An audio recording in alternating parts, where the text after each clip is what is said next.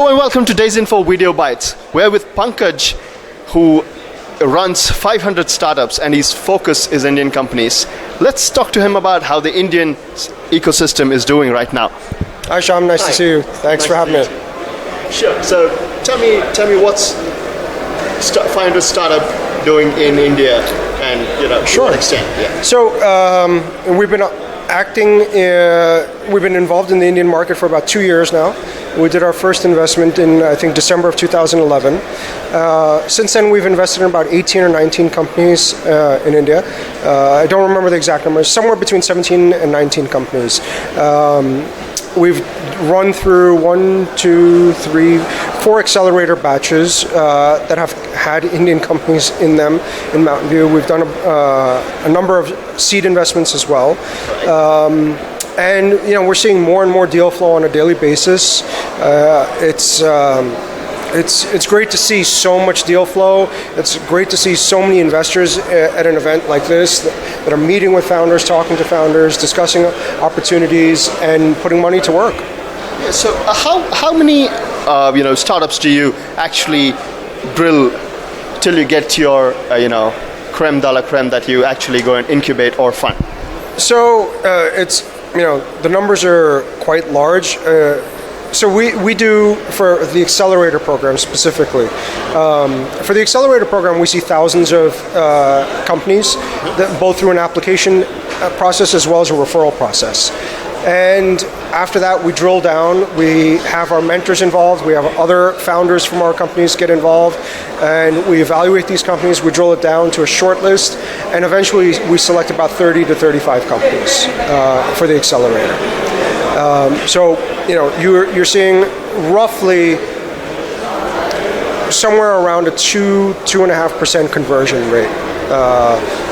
Wow, and that's globally or that's only? That's globally. All right. That's globally. Okay. That's for the Accelerator.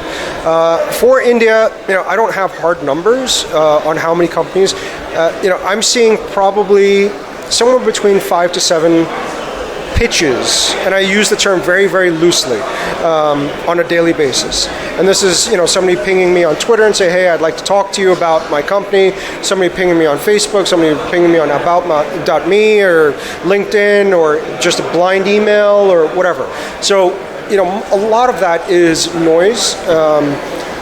We're trying to use referrals a lot more to filter through. So in many cases, what some of the entrepreneurs are doing is they're going and meeting with our existing portfolio companies in India. They're pitching them and getting them to give a referral. So now, from my perspective, if I'm seeing 5 to 7 pitches a day, it can be quite overwhelming pretty quickly. So for me to filter those, if I'm seeing a referral from a mentor, from a co-investor, or from one of my founders, those immediately rise to the top of the pile, right? So, if you want to get into 500 or you want to talk to us about fundraising, the best bet is to go and pitch one of the companies that I've invested in, yes, or one of our mentors, or one of the people that we invest with on a regular basis, and get them to say, hey, you should meet with these guys. Okay. Or have dinner with you sometime. Absolutely. Yeah. So out of these companies that you've invested here, could you roughly put them into verticals that they are of? Say technology, sure, mobile, sure, gaming, computing. So education has been a pretty interesting one for us. We are very interested in e-commerce. However, because of FDI rules, we're not allowed to invest in e-commerce companies directly. So we invest in, we're very interested in e-commerce logistics and e-commerce supporting services types companies. We're also very interested in SaaS-based companies. Mobile is a big thing for us. I think there was a report by CB Insights recently where we were listed as one of the most active mobile investors in the US. So, mobile is a big thing for us. We do look at mobile in India very attractively, but unfortunately just haven't seen something that is a good fit for us right now. I like to see companies that are solving real Indian problems. Everything. There's just so many problems around us on a day-to-day basis companies that are going out and solving real problems and trying to improve the quality of life for Indians, those companies are very exciting to me. When you say mobile, what in specific is it attracts you more? I would also, if this also links up to what are the challenges that you see that is specific to India that needs quick addressing? So on the mobile side, gaming, I think casual gaming is picking up in India as well. Just a couple of weeks ago, I was taking the Delhi metro, and there was a woman sitting next to me. A couple of months ago, there was a woman sitting next to me, and middle-aged woman. She must have been, probably in her mid-40s or something, early 50s even, and she pulled out her Android phone, and I swear, I thought she was going to crack the screen. She was beating on the game so hard. She's like, bam, bam, bam, bam, bam, bam, bam. So I think casual gaming is becoming more prevalent in India. I think communication is something that is important. Indians love to communicate and talk to each other, right? So communication types of mobile apps are becoming more and more popular. I think educational things on the mobile. And when I say mobile, I'm talking not just phones, but tablets as well. Educational content is also, I think, a big thing. And I think people are starting to move towards that. So, in the terms of challenges that Indians face, what do you think is more critical to get solved, and what kind of startups are you looking at in that? So, there's a lot of challenges, right? Just look outside. Bangalore traffic is a massive nightmare, right? So, there's one company that recently they had attended Startup Weekend, and they formed a company around, and they went through the GSF Accelerator called Ridingo, right? So it's about ride sharing. Yes. Right? It's meant to solve a problem of too much traffic on Bangalore roads and rideshare. And, those are the types of typical problems that we see on a regular basis in India, right? Infrastructure problems. Electricity is out. Water is not available. When is my water going to be available? I have no clue when the water comes to my neighborhood, right? So there's a company that is putting water sensors into the water distribution system and allowing people to subscribe to it for a few rupees a month to get an alert when water is going to be available in your neighborhood, right? So you can time it. So things like this. These are real Indian problems that need addressing, and people are solving them.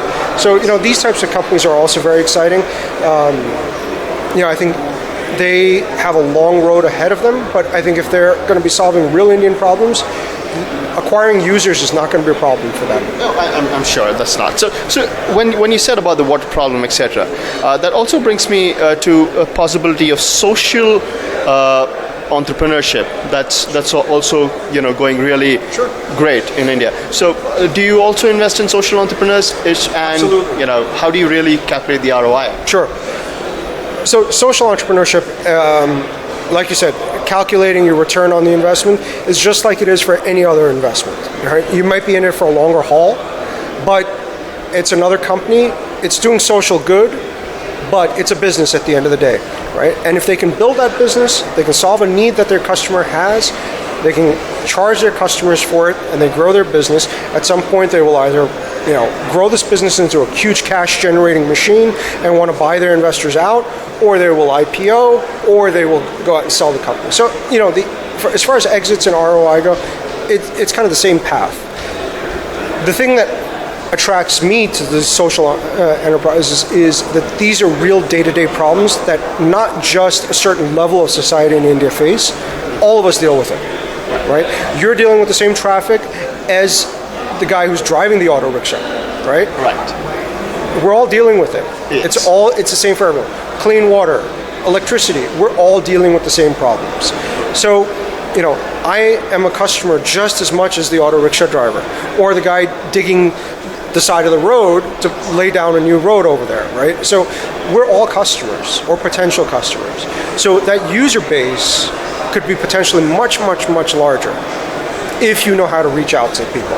Right. So, just coming back to the mobile front of it, could you throw some numbers as to what is the kind of, what is the kind of market that people are, actually going to chase if they innovate really well on mobile? And what is the kind of innovation that you're seeing already, which you either, through the people who have applied for the incubation, people who have applied for, for the seed fund, or, who you've shortlisted? So I think on the mobile side, traditionally, it's been a consumption platform. People have been producing games. You can watch a movie, you can read something, and then it kind of moved into utility, right? So you can manage your calendar, your task lists, and whatever. Now I think that people are moving into creation on mobile devices, and I think it's really been, thanks to the iPad that's allowed that, and now people are doing it on their phones too. So whether it's video creation, whether it's text, whether it's pictures, whether it is creating an actual magazine on your phone or your iPad, whether it is creating flyers for small businesses, I think that is kind of the next stage that a lot of folks are trying to get into, is creating things on your mobile device. So rather than creating things on your computer, so like desktop publishing, right? It's not going to be desktop publishing in a couple of years. It's going to be mobile publishing. You're going to be sitting there with your iPad, and you're going to create all these things on your iPad. So I think that's something where we're seeing very interesting things happening with. I'm not sure if the market has actually picked up enough, but I see a lot of entrepreneurs going down that road, and I think it's very exciting. I think the market, we still haven't figured out whether the market is ready for it, or it's too early, or certain markets and certain niches will work, but others won't. So what are the 3 things that any startup would need to do to get into 500 startups, apart from having the dinner with you? The first thing is have a lot of traction. Having an idea is not enough. Building a product is not enough. You have to have some users and some usage. It doesn't have to be huge, but you have to be able to measure it. Right? An MVP. So you have an MVP, and now you have some users and usage, and you're measuring that users and usage, right? Number 2, I would say, is you need to have a team. Single founder companies at the very early stages are inherently very risky, right? And not to say that we won't invest in single founder companies. Sometimes we do. I prefer not to at the early stage, because there's just too many things that go wrong at the early stage, especially in India. For all of us, it's a very risky place when all of the business rests on one person. So have a team. 3, be able to articulate what you're trying to do very quickly and efficiently. Be able to inspire people around you by being articulate, and that's very important, I think. If you can go out and you can say very clearly in 30 or 60 seconds, like, hey, this is what we're doing, this is what we're trying to move towards, and this is why we need your help, it makes a conversation much quicker. The worst thing that you can do is stand there for 30 minutes with somebody and just shake your head and not have a clue of what they told you, right? So practice that. Practicing being able to communicate, that's really efficient. That's wonderful. That was like 3 sweet points to get right in. Well, thanks a lot, Pankaj. That was great. Thanks so much. Nice to meet you. We'll catch up again. Thank you. Thank you.